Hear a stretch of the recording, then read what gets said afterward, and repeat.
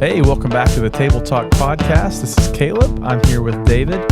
It is Tuesday, December the 2nd or 3rd? Third? I think it's the 3rd. December 3rd. It's Tuesday afternoon, the first week of December, whatever day that actually is. That's for sure. It is Tuesday. It is Tuesday. We're glad you're here with us. Thanks for tuning into the Table Talk podcast. David, how's your week been? It's been good. Yeah? It's been good. Yep. I had a great day on Sunday and got to be into the service on Sunday. Got to come in and listen to you some, sit with Brittany, and so we had all the volunteers were there, and it worked. It worked great, and you did a great job. Thanks.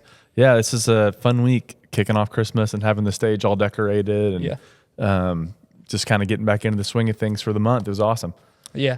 Yep. My favorite time of the year. Yeah. And that's just how I've always loved it. I've loved Christmas. I love Christmas movies. I love Christmas music. Yep. And I love the season. I love the attitude that people have during that time. And it's just one of my, like 4 or 5 weeks between Thanksgiving and Christmas for me is like, it's a good time. It's a great time of year. It really is. And hope that you guys feel the same way too. It's just kind of fun and relaxing, and also, it can be difficult for some people too. So it's just kind of all those things come together. Yeah. Yep. But it's going good. Your sermon was great. Started a new series called Making Room, and I think it's going to be a great series. We're doing the same series with children's ministry, talking about making room for Jesus Locked in during this holiday season. Yeah. And I thought you did a great job yesterday. Thanks. This whole series is just kind of the idea of there's just not a lot of margin in our lives, and there's not a lot of room. And, for me, I think that comes from just, I've been noticing over the last few months of my own life that I'm just so busy. Like I have to slow down. Yeah. I've got to start saying no to things. I've got to start double and triple checking my calendar so I'm not double booking myself. And I think all of that just gets even more intense at Christmas because, it is a busy time of year. There's not a lot of room in our schedules for a lot of people. And the pressure to buy things for people may not be a lot of room in budgets and things like that. And, what's sad is this is supposed to be a season of anticipation and celebration, and because of all the pressure around it, sometimes there's just not room for it. So we really kind of wanted to lean into the idea of what does it look like to like Joy to the World says, let our heart prepare him room. What does that look like? So that's kind of where the idea came from and what we're going to talk about. I really liked the idea of this, and obviously you're playing off the idea that there is no room in the end. In the end, not in the end. That's right. No room in the end. In the end, or no room in all the houses. They were going around, and our Lord and Savior Jesus was born to this simple time in a simple manger, and something that is so unique and so humbling, and such a wonderful reminder that, man, things can get super chaotic. I think sometimes we have that in ministry, especially. This is holidays around, especially Christmas and Easter. Those type of times are really busy. What was for so ministers. funny last week? We had such a weird day here. Yeah. It was just man, you don't all the things that you get into. You're a plumber, you're a counselor, you're a decorator, you're a speaker, you're a kids director. It's just all these different things, and it's holy cow. It's all fun stuff, but it's just the stuff you go through every day. It's just a busy season for us, and I know it is for anybody that's listening. They're going, this is everybody. Right. It's not just us; it's everybody. This is everybody, and so it's a busy time, and it is important for us to take time to take a breath. I know one of the first books we read with you. As a leader at West Towne was what was it called? Ruthless Elimination of Hurry. Yeah, Ruthless Elimination of Hurry. Yeah, and it was just this idea that, hey, it's okay to slow down. Yeah, actually, we need to ruthlessly take out anything that is not our main priorities, and really be able to focus. And I was reminded of that today. I met with Joe Krause, and we're going through another book that is helping with that type of scheduling and stuff. And we can get so busy with little things that a lot of times we can forget about the main thing. Yeah, for sure. And just being in such a hurry, and being so busy, so hurried, so you can't really be present where you're at. Your mind has to be looking to the next thing.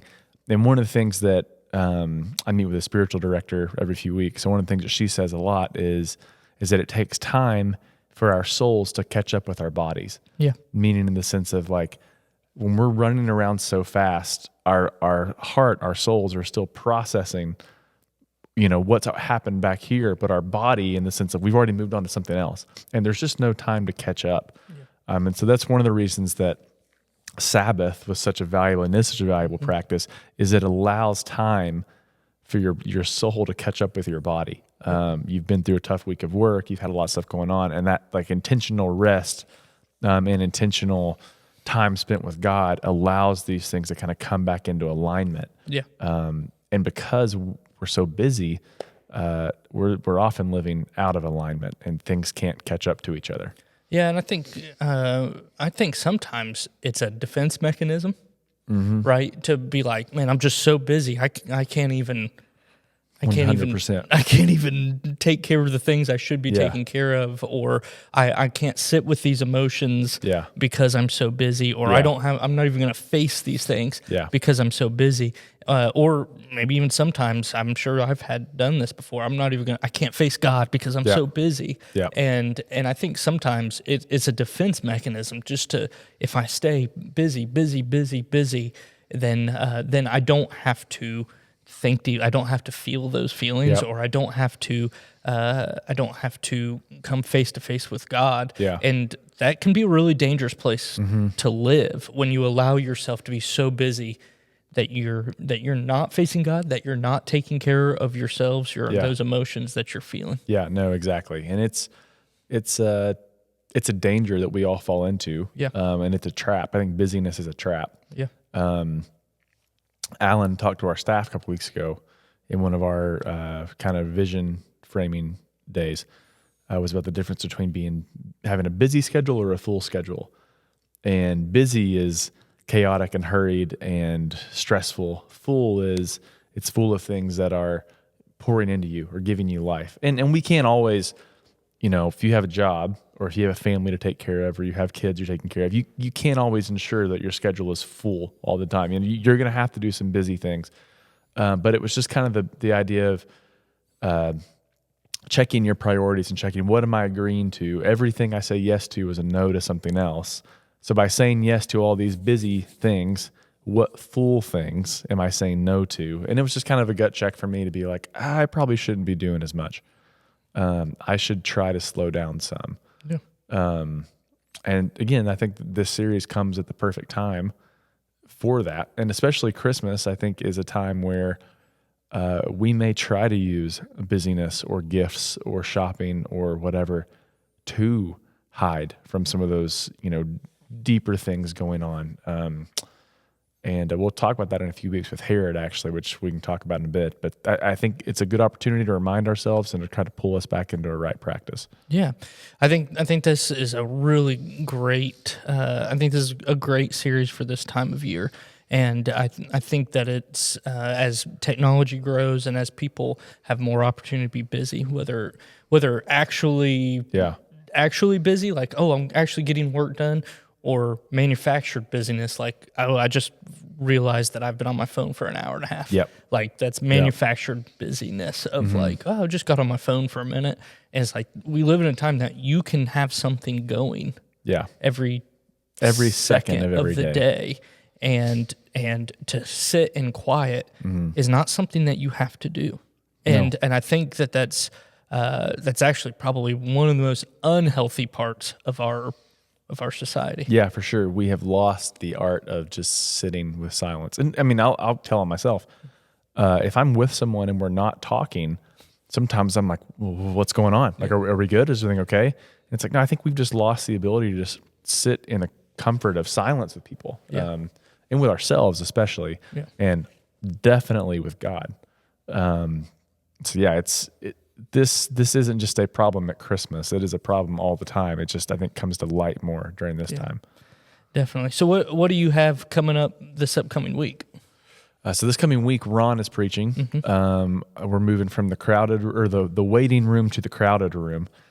So we'll talk kind of about that no room at the end type deal, and we'll kind of dig into more of what are some like concrete daily practices we can put into place to help make room for Jesus in our lives.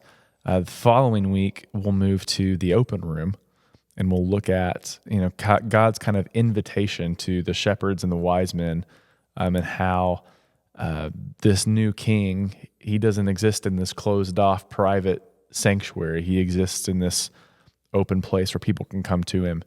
And finally, we'll move into just to sum the series up. Just the sermon's just titled "Make Room," but we're really going to look at Herod, and how Herod's priorities and Herod's preoccupation with his own self eliminated the chance for him to make room for Christ. So much so where he opposed and tried to kill the Messiah if he could find him.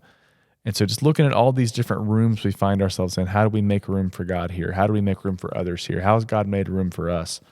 So that's kind of where we're going. I like it. I don't know if it gives too much away, but yeah. But that's what you get for joining us for the podcast. You get spoilers. You get a little spoilers. The 15th, we have our children's ministry singing up on stage.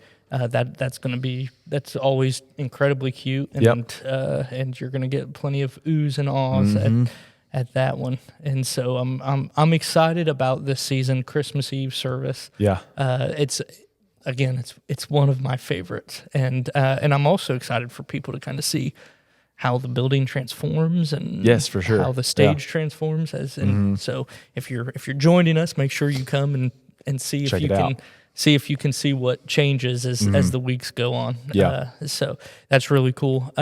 We're going through Advent, right? So each week we'll be lighting candles and talking about the representation of it and things like that. Could you explain Advent a little bit? I probably, if you listen to your sermons, you'll give those, but maybe a little bit what you like about it, because we've done this the past several years. I mean, Advent to me, or really Advent in general, is it's kind of more of a high church practice. I mean, Westtown's non-denominational. We're low church in the sense that there's not a lot of structure in terms of our rigidness of our worship or anything like that. But Advent has historically, for several thousand years, kind of dating back to those kind of early centuries after the resurrection of Jesus, has been this practice that the church has engaged in from the first 4 Sundays leading up to Christmas. And it's entering into the longing and the expectation that the people of Israel experienced as they waited for the Messiah to come. Advent is its own thing apart from Christmas. Christmas is kind of the culmination of Advent, and Advent is the season leading up to Christmas. And again, it is just that idea of reminding ourselves of the longing and the expectation for God, and really putting ourselves in the story. And we do that here by lighting candles. That's something that the church has done for a long time too. Each of those candles represent hope, joy, love, peace. And then the 5th candle is the Christ candle, which we'll light on Christmas Eve. And again, it's just kind of like visual or symbolic reminders of the longing for Christ to enter the world and then what he has brought into the world through his light. So that's kind of what it is. For me, I think it's just something that frames the whole conversation. Christmas to me is awesome and beautiful. And I think it's even made more so by Advent. Because as Christians living in the 21st century, we get to pick up a Bible and go, oh, Jesus was born in Luke 2. The people of God historically didn't have that luxury. They had to wait for centuries to see it. And so it's a reminder and a posture, and I think it makes celebrating Christmas all the more special because we have reminded ourselves each week of the centuries of waiting that the people of God did. And it's also a reminder for us too that we're waiting on his second advent, his second coming. And so it puts us back in that place again where we acknowledge and celebrate the first, but long for the second. Yeah, I don't know if that makes any sense at all, but definitely. that was my and I think it's a great way pitch. to celebrate. Also, if you're like, I really like that idea. I like the idea of Advent. I like those type of things.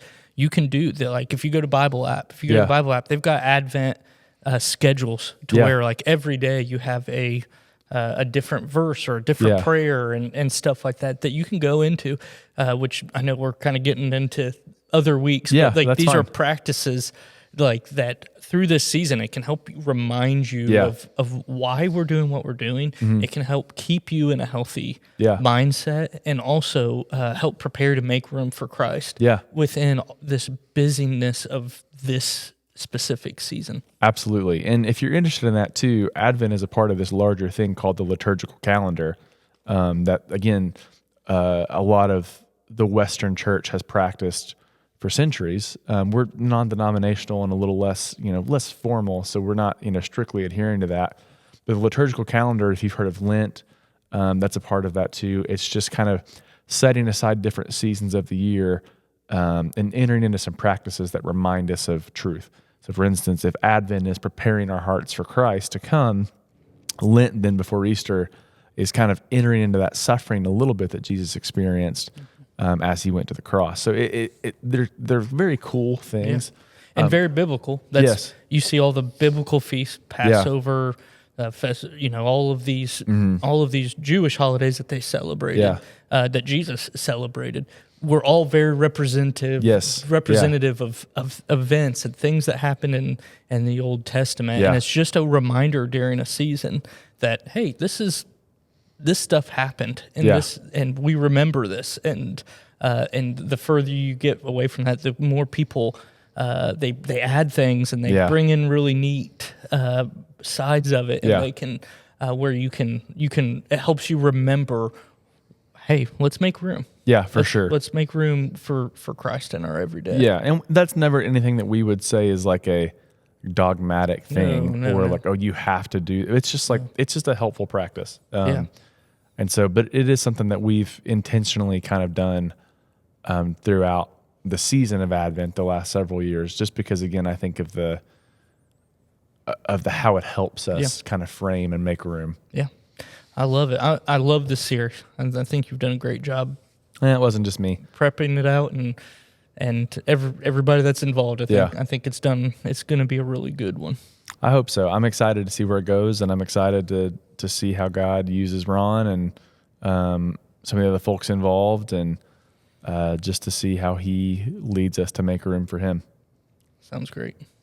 Well, cool. Well, guys, thanks so much for tuning into the Table Talk podcast. We'll be back next week as we talk about the crowded room, and I hope you're having a great December so far, and we'll celebrate Christmas in just a few weeks with you. Can't wait.